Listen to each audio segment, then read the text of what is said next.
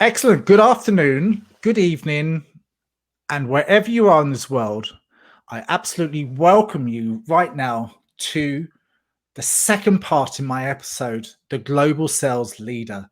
And I've got a really exciting guest today. I found her on the internet and I was absolutely taken back by how well she's come across, and her website just took me a step back. So welcome, Deb.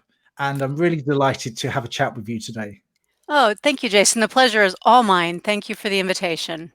You're absolutely welcome. So I'm your host, Jason Cooper. I'm a sales strategist, sales coach. I help sales teams deliver better results. This is all about insightful leaders and insightful sales leaders. It's all about gifted leaders who employ brilliant and intriguing and almost awesome strategies to best effect.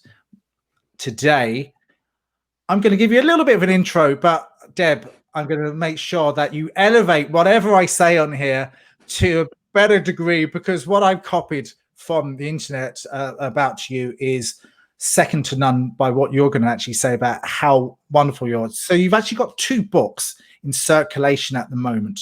And look, I'd like you to probably have a chat about that in a few moments.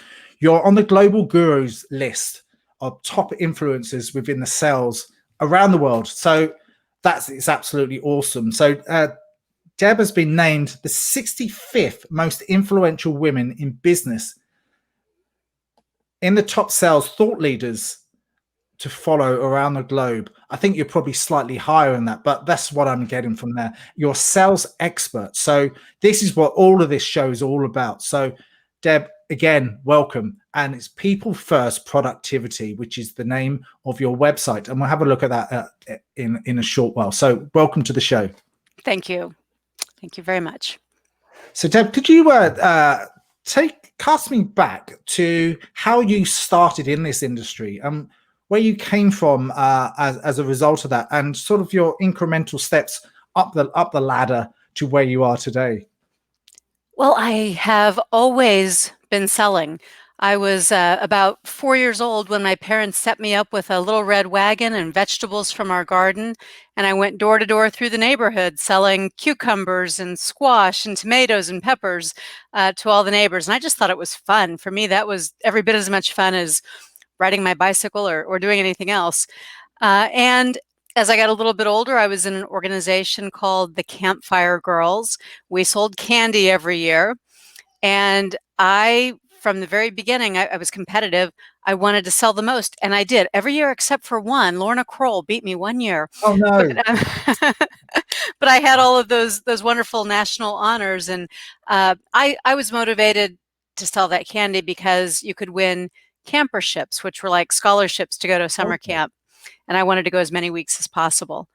So then I was in school. I was always, I think, selling ideas and selling something for some club, and I was good at it, but it never occurred to me that that would be a career. I went and pursued other things, debate and journalism, and liked both of those in hindsight because they were places where I could ask questions and places where I could explore ideas and help people. And when I finally finished school and went to get my first job, it was a job at a newspaper. I had a journalism degree. But the first job they'd hire me for wasn't in the newsroom. Yes, it was. I do apologize for that. My son just popped in. He's the best salesperson I've ever known. Oh, fantastic. And, salespeople, they open doors. So he was just emulating that for us. Yeah. So sorry, Deb. Yeah, would you carry on? I do apologize about my son, but we'll keep this in anyway. No, it's quite all right. So I was at a newspaper. The first job that I could get there was not in the news side. It was in the advertising side, selling ads. I took that job figuring I'd meet the right people and I'd make my way over to the news department. But then I found out that everything I wanted to do, making a difference, helping people, asking questions, building things, innovating, all of that was available through sales. And I never looked back. And I've had an incredible career from that newspaper onto the corporate parent, working across 31 markets, overseeing sales and sales training. And when that company sadly closed its doors 15 years ago, I went into business for myself at that time. Wow. So yeah, by looking at what you've done, you've helped a number of companies out there sort of to scale up and develop all of their sales attributes. And I think it's all about serving others and building that relationship and making sure those relationships grow. So tell me a little bit more about your company now and what you do now in your business today. Yeah. People First Productivity Solutions. What we do is we help organizations to build their strength by putting people first, not profits, not processes, not products, people, because people drive everything else that you might Absolutely. want in business. And the three areas of our business are sales productivity, leadership development, and team effectiveness. Those might sound very different, but what they have in common is that they're all about connecting with other people. Mhm. So tell me about your approaches within the three different areas, because I'm fascinated by everyone's approach to things and everyone approach to how people can actually become first, because that's what it's all about. So I'm delighted with that. We emphasize certain E's in business, the letter E, because it stands for important things. It stands for engagement. You have to engage your employees to be successful with any business strategy. Mhm. E for experience. We all know the importance these days of providing a value creating experience for our customers and people around us. E for both enablement and ennoblement, a lesser known word. Ennoblement meaning to make others feel worthy and important in the work that they do. And last but not least, another little known word that starts with E, and that's entelechy.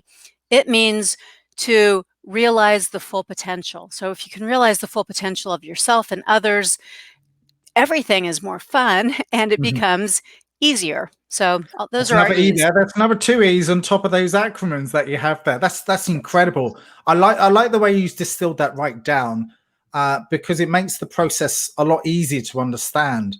So I can imagine the empowerment of the professionals that you're working with, that they get it just like that, which is important. And you So called out another E, an outcome being yeah. empowerment. Yes. Well, we should actually work together on this, because I see we can that. actually come up with a lot more acronyms based around E and all of that. So look, diversity and inclusion is quite a massive thing at the moment. I know I sort of changed the question, but I wrote that down as a sort of how are you? Because for me, I see just people working, regardless of male, female, or the colors of race, creed, or color. So you're obviously making an impact in that area. So how is it like in the stateside making an impact, being an impactful woman like you are? Well, I do think it's very important and it's tricky. How do you ennoble, empower, and elevate any one person, let alone one group, Mhm. without taking something away from someone else? And that's really important to me, but it's delicate because there are so many things around privilege and around all that we don't understand that makes that difficult. I come from, I think, a very interesting place where I can think in that way. My mother was one of the first U.S. women Marines. Wow. And as one of the first, she had many notable accomplishments. She was the first of a group of 13 to go overseas. She was one of the very first ones that was ever tasked with recruiting other women Marines. And so she became something of a model on all sorts of posters and whatnot, advertisements. Wow. She was also the first to be dishonorably discharged from the U.S. Women Marines for being pregnant out of wedlock, which is how I came to be. Okay. Um, so, Delighted for that. well, lots of interesting firsts and learnings along the way. And she had a philosophy. She was, before the word existed, I do believe she was something of a feminist. And her belief, though, was always, and she taught me this from a very young age, her belief was you need to give more to everyone, not take away from someone to give to another person. There's plenty there. You give everybody more. And so that's just sort of how I operate. And I say that with that caution on it because I know that that can be so easily misunderstood. when some already start with more, that sounds like you aren't recognizing and creating that that equality and that equity that needs to be there too. But I do believe when you are well-intentioned that anything is possible, and you just have to work a little harder at it. Hmm. And I like that, and something that I didn't know about yourself. So that's a really good thing to have, and that's a great legacy to carry on from what your mother's done, to get so many firsts in so many areas. Now it's turn for yourself to do so many firsts in some new areas to deliver exceptional results. And I'm sure that you're incredibly gifted about what you do. So tell me about the HubSpot accolade that you actually had. So I wrote a little note down there. I know I'm slightly drifting off the original subject, but I looked at that, and I know you've got an accolade in there. So that was a really powerful thing to have.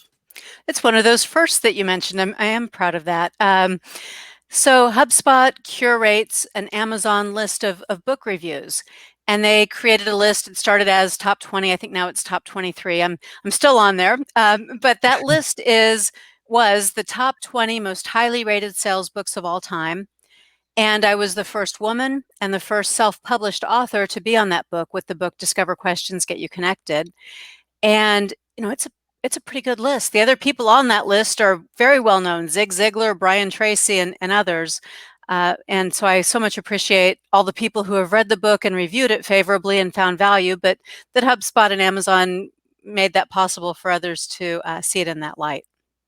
That's awesome. And like, while we're on the subject of your book Discovery, can you tell me a little bit about the book? It's on my bucket list now to have, as well as an accolade of other books, but it will be up there as well, because if I can learn some more from the likes of yourself, I think that's a gift back to me, and I can give it to others.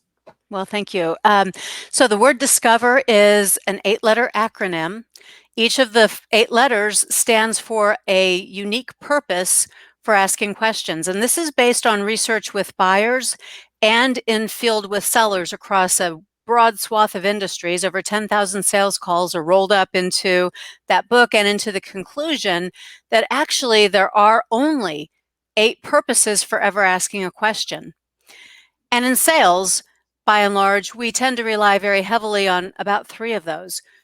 Mm-hmm. So if you ask the other types, you will have an advantage. You'll be creating more of a value for your customers, giving them an experience and getting them to think more critically and more deeply about what you're asking them.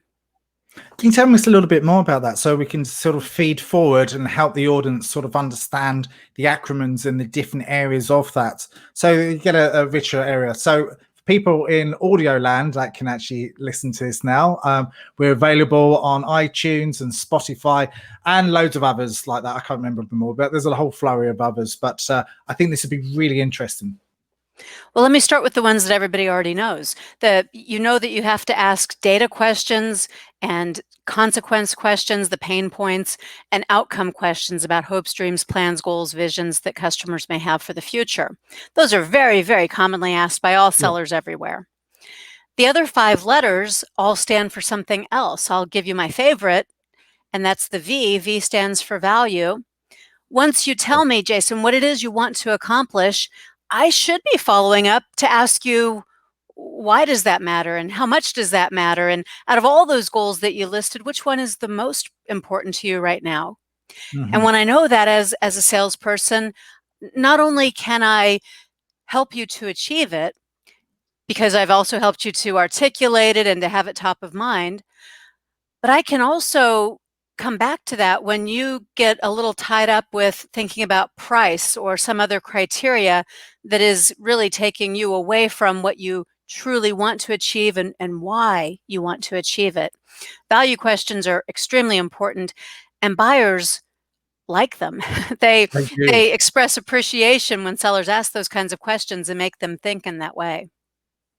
Yeah, because it's all about emotions at the end of the day, because people buy from people that they like and trust, but they also buy from brands and people that they connect with.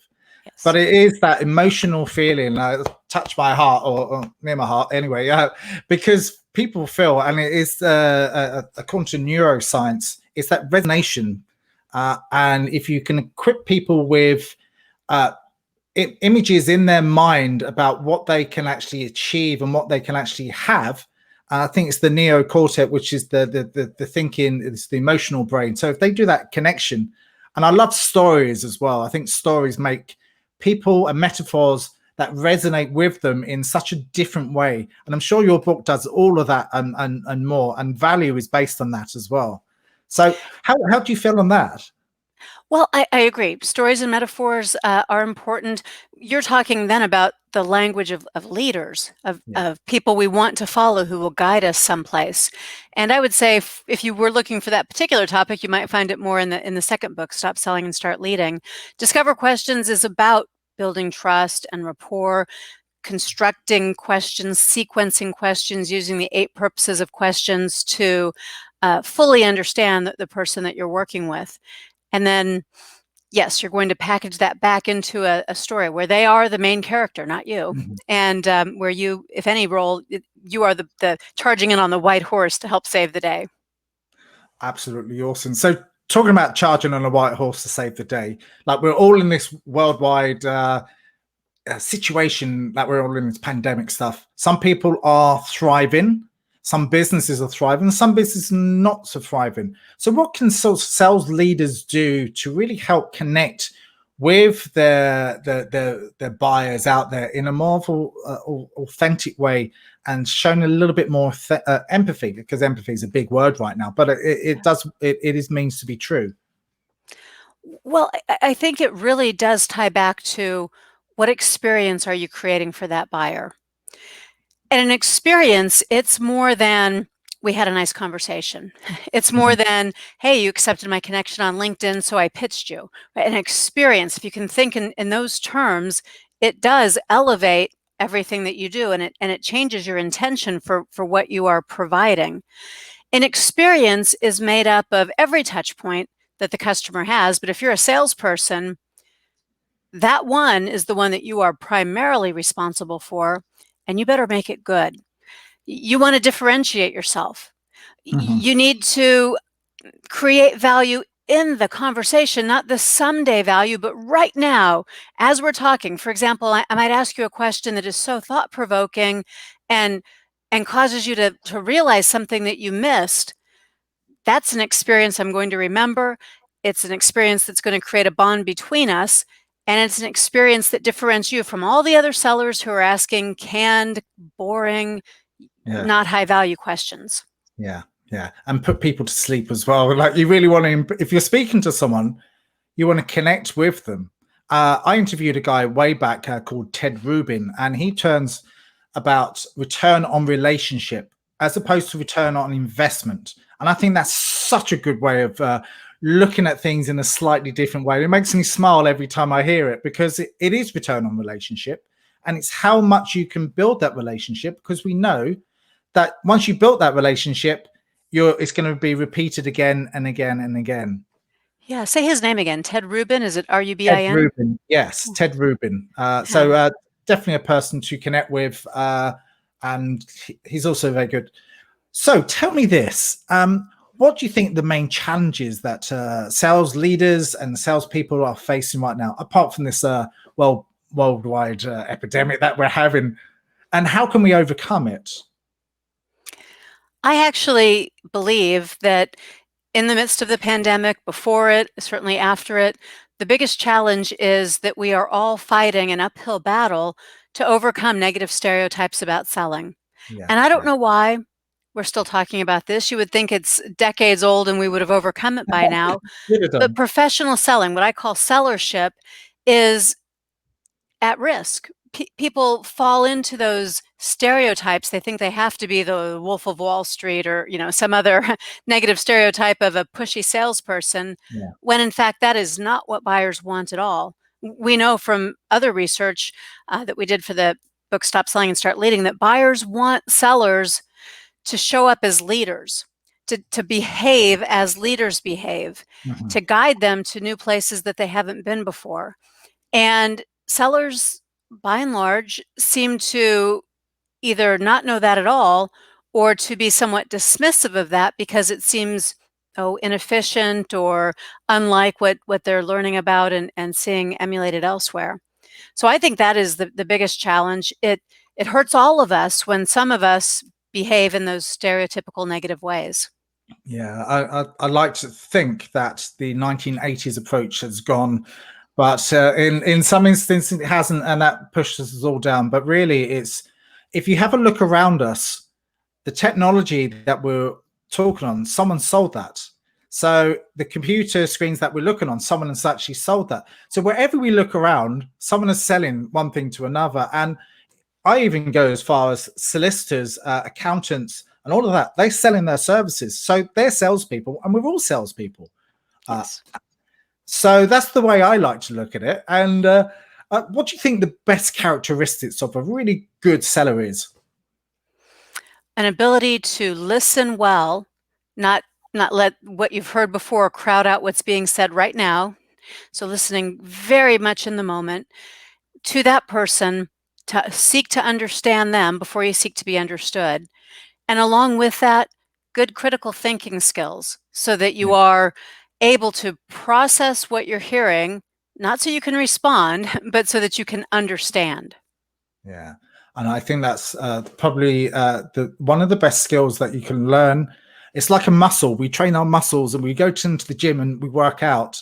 But that muscle in the brain that we need to learn to listen to is probably the most important one that we've got. And I'm really understanding the customer and jumping into their shoes as well. So, what golden nuggets can you give us that for the listeners out there that they can go, wow, that's incredible.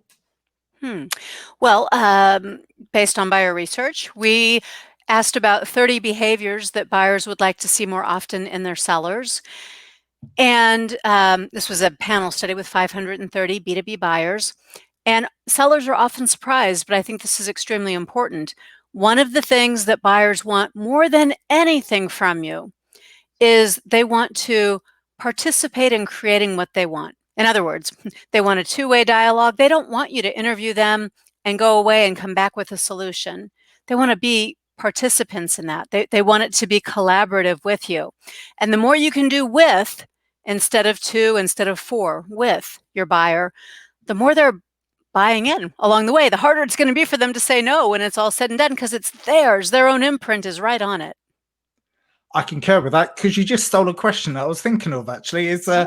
how do you think sellers can work with people in a more authentic way? And collaboration is the key really because they get buy into it straight away and they feel like they're part of the process. They don't feel like they're being sold to now. So it's I think Oren Clough actually says they buy it as opposed to you selling it, which is probably the best way to sell, really, I think. Like they've already bought into it before you've actually sold it to them. Yes. So I think that's incredible. I'm going to actually throw a curveball here.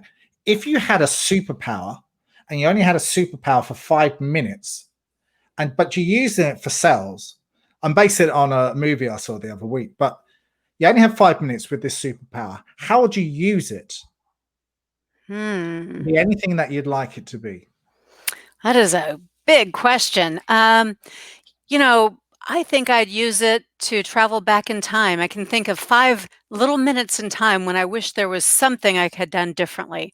So in sales, even if I could Yeah, get in yeah. a time machine and go back for 1 minute to 5 different places and know something and do something differently, that would be my superpower. It might be a dangerous one, but that's what comes to mind.